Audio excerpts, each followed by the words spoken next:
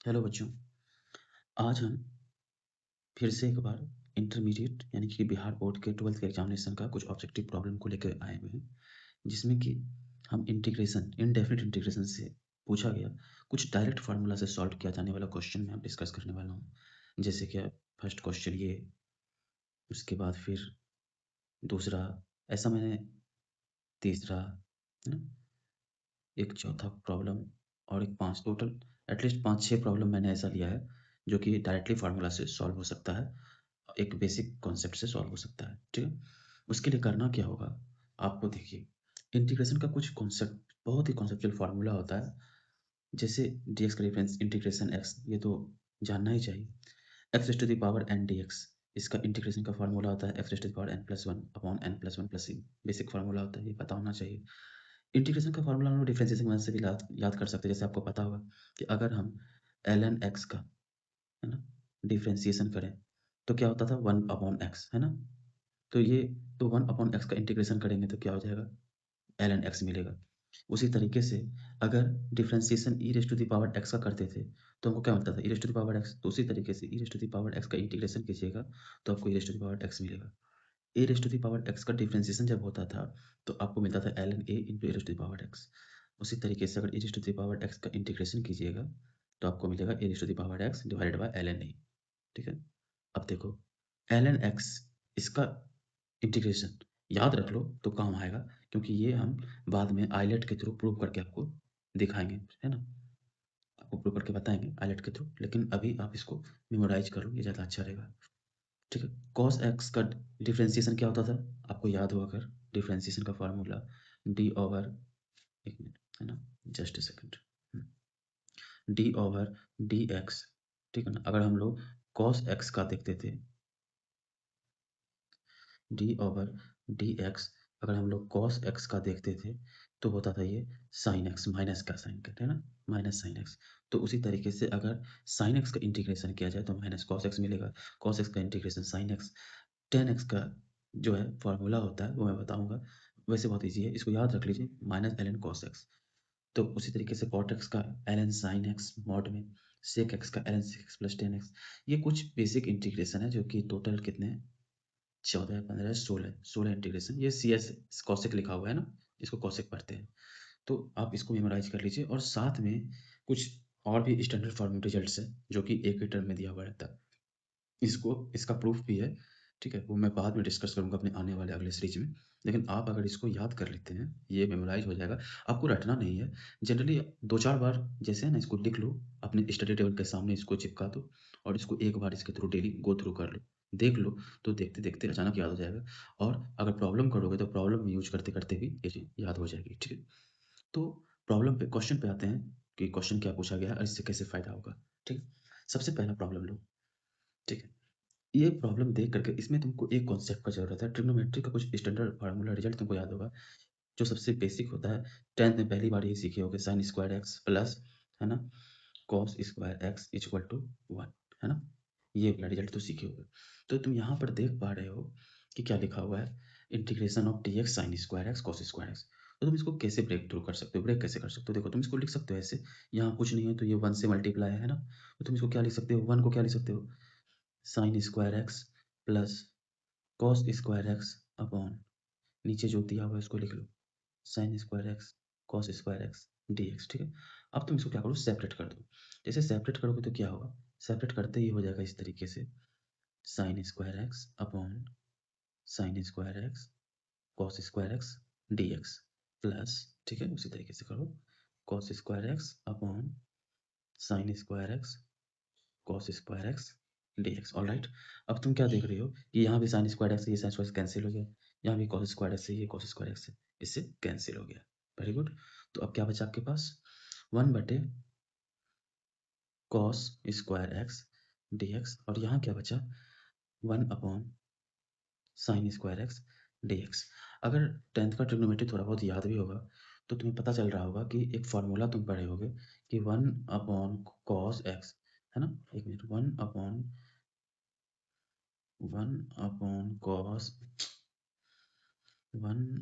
Cos x को हम लोग लिखते हैं सेक एक्स, है ना, और उसी तरीके से 1 अपॉन अगर साइन एक्स है तो इसको क्या लिखते हैं हम लोग, कॉसेक एक्स, है ना। तो इसको हम लोग यहाँ पर पुट कर देंगे, तो ये क्या हो जाएगा आपका, देखोगे तो sec square x d x plus ऊपर क्या हो जाएगा, cosec square x d x. अब देखो इतना स्टेप करने के बाद तुम स्टैंडर्ड फार्मूला के रिजल्ट के पास आओ। तुम जब रिजल्ट के पास आओगे तो तुम देखोगे, ये देख लो, sec square x d x का फार्मूला क्या होता है, डायरेक्ट टेन एक्स, और cosec square x d x का फार्मूला क्या होता है, माइनस कॉट एक्स। तो ये डायरेक्टली स्टेप है, इससे तुमको बेनिफिट मिलेगा। और तुम डायरेक्टली यहाँ पुट कर सकते हो कि ये तो आपका हो गया भैया टेन एक्स, और ये माइनस का कॉट एक्स प्लस ये इंटीग्रेशन कांस्टेंट सी, देख लो कौन से ऑप्शन में है, tan x minus cot x plus C, ये सी वाले ऑप्शन में हमें साफ साफ दिख रहा है ना। तो इस तरीके से हम इस चीज़ को डील कर सकते हैं। अब क्या, ये जो स्टेप मैं लिख के आपको दिखा रहा हूँ ना, ये तो स्टेप आप फटाफट कर लोगे कैलकुलेट, ठीक है ना, इसमें ज़्यादा टाइम कंज्यूमिंग नहीं है, बशर्ते आपके पास ये कॉन्सेप्ट होना चाहिए, फार्मूला होना चाहिए कि अगर डिनोमिनेटर में सिर्फ sign square x cos square कुछ दिया हुआ है मल्टीप्लिकेशन में, और यहाँ आंसर के जितना भी ऑप्शन आप देख रहे हैं सब एडिशन में है, तो यानी क्या कि ये टूटा होगा, तो तोड़ कैसे सकते हैं, तो हमको वन दिख रहा है तो वन को हम sign square x plus cos square x के साथ चेंज कर सकते हैं, सब्स्टिट्यूट कर सकते हैं, उसके बाद मुझे डिजायर्ड रिजल्ट मिल गया, ठीक है। अब इसी से हम सेकंड क्वेश्चन की तरफ चलते हैं, एक बहुत ही इजी और बेसिक क्वेश्चन है। तो देख लो, direct d x upon under root a square minus x square, मैंने तुम्हें बताया था कुछ स्टैंडर्ड रिजल्ट है जिसे तुम्हें याद करना पड़ेगा।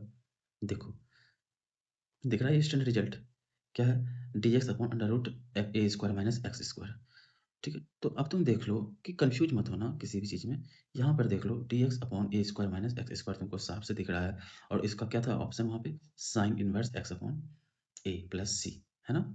तो साइन इनवर्स एक्स अपॉन ए प्लस सी इसका आंसर हो जाएगा। तुमको बिना किसी कैलकुलेशन के तुम ऐसे ऐसे प्रॉब्लम का स्कोर कर सकते हो, ठीक है, बस इन सभी रिजल्ट्स को याद करके, ठीक है। ऐसा बहुत हेल्पफुल रिजल्ट होता है ये। अब मैं आगे चलता हूँ नेक्स्ट प्रॉब्लम की तरफ।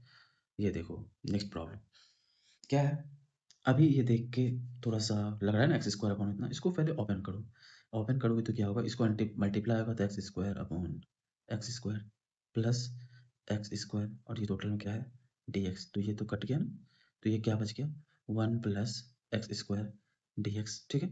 अब तुम देखो इसको सेपरेट कर दो, D x plus x square D x, अभी बताए थे डी एक्स का इंटीग्रेशन क्या होता है, सिर्फ एक्स प्लस एक्स स्क्वायर, तो इसका इंटीग्रेशन का क्या फॉर्मूला बताए थे अभी आपको, कि x raise to the power n plus one upon n plus one, है ना, ये वाला कॉन्सेप्ट।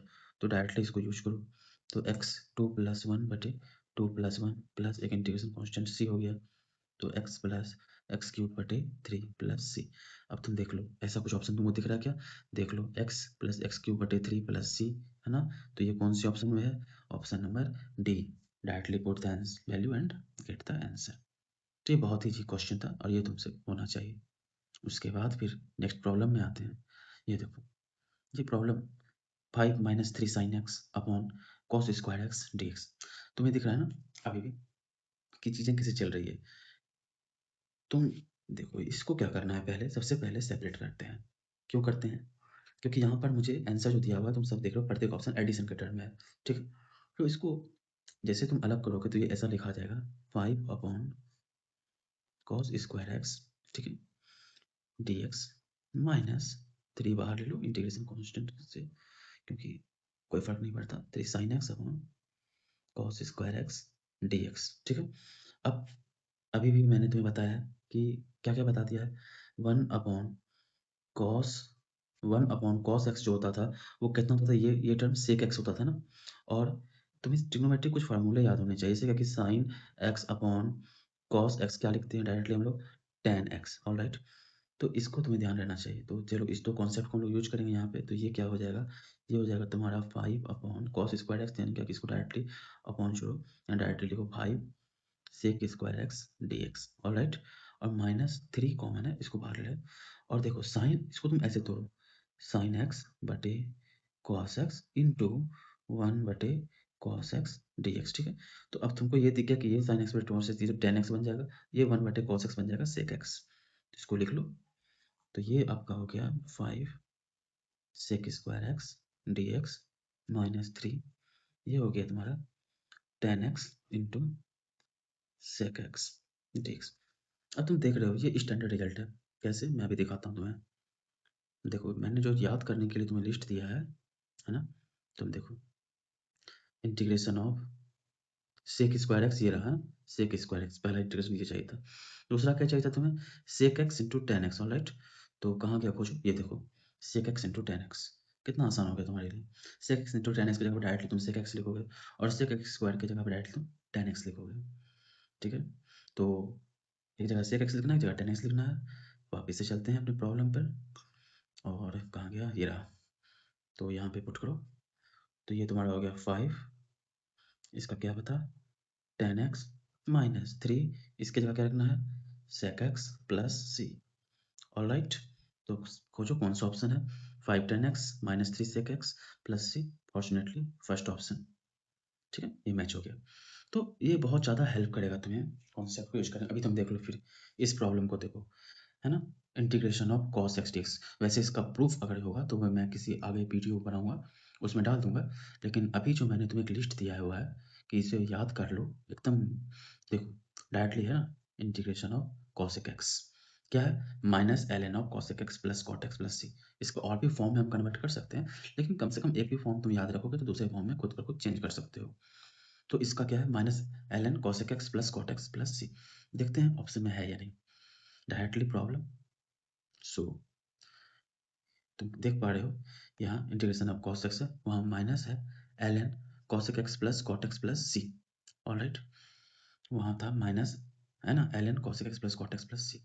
अब तुम देखो यहाँ पे हर चीज मैच नहीं हो रहा, इसमें थोड़ा सा डिफॉर्म करना पड़ेगा, ठीक है ना, यहाँ से इसमें थोड़ा सा रिफॉर्म करना पड़ेगा क्योंकि यहाँ पर एक माइनस साइन भी इंक्लूडेड है जो कि अपने पास नहीं दिया हुआ है।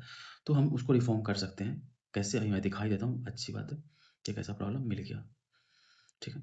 तो देखो इसका जो वैल्यू आ रहा है वो तुम्हारा आ रहा है minus l n cosec x plus cot x plus C.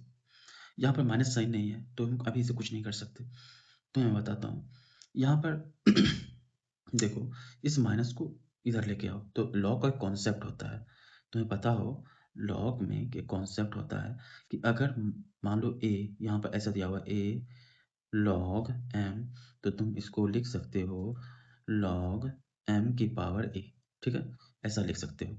तो यहाँ पे देख लो क्या लिखा हुआ है एल एन, तो माइनस, तो ये माइनस वन समझो तुम इसको, ठीक है, और इसको लिखो ऐसे एल एन, और यहाँ लिखो cosec x plus cot x, ठीक है, और ये प्लस सी है, इसको अभी रहने देते हैं साइड में। ये माइनस वन उठ के यहाँ आ जाएगा पावर के तौर पर, तो क्या हो जाएगा एल एन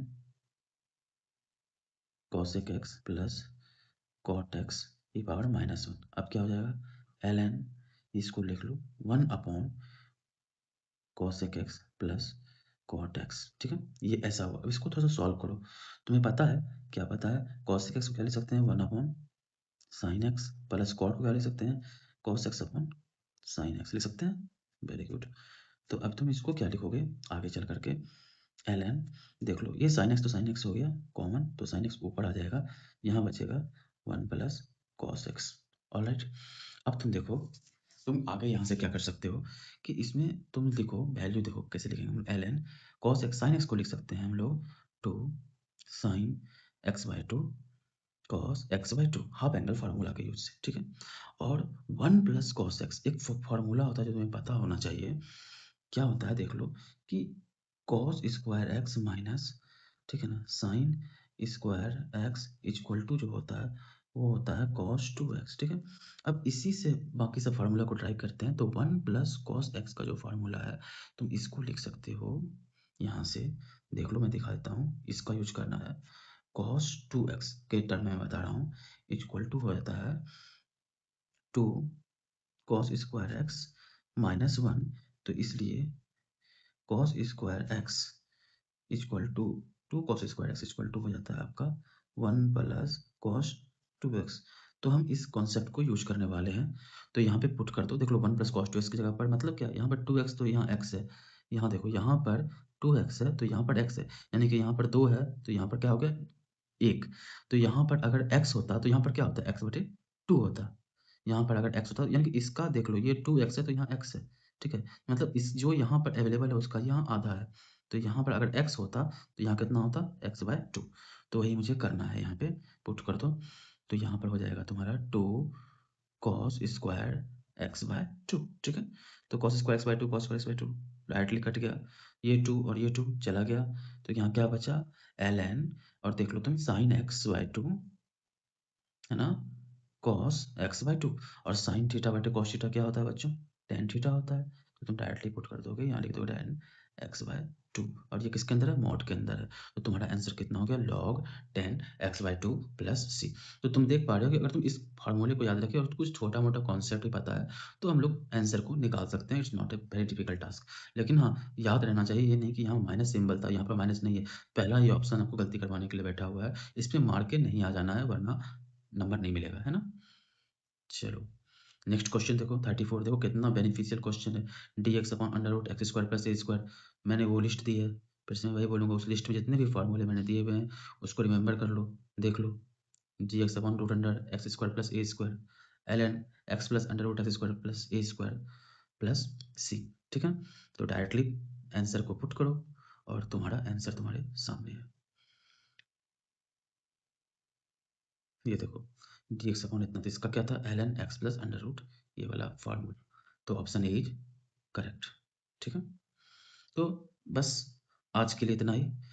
मतलब मैंने तुम्हें दिखाया कि एक, दो, तीन, है ना, चार, और ये रहा पाँच, और ये छः, टोटल 6 प्रॉब्लम मैंने करवाए। वो ऐसे प्रॉब्लम थे जो कि डायरेक्टली तुम्हें फार्मूले अगर याद रहें, तुम थोड़ा-सा ट्रिग्नोमेट्री लगा करके उसको सॉल्व कर सकते हो, और यकीन मानो इतना समय नहीं लगेगा, वो तो मैं एक्सप्लेन कर रहा हूँ, समझा रहा हूँ इस कारण से। वरना अगर तुम खुद कैलकुलेट करोगे और तुम्हें डाटा मीन्स फार्मूला अच्छे से याद है, तो तुम इसे बहुत ही फास्ट कर पाओगे, ठीक है। चलो मिलते हैं नेक्स्ट वीडियो में।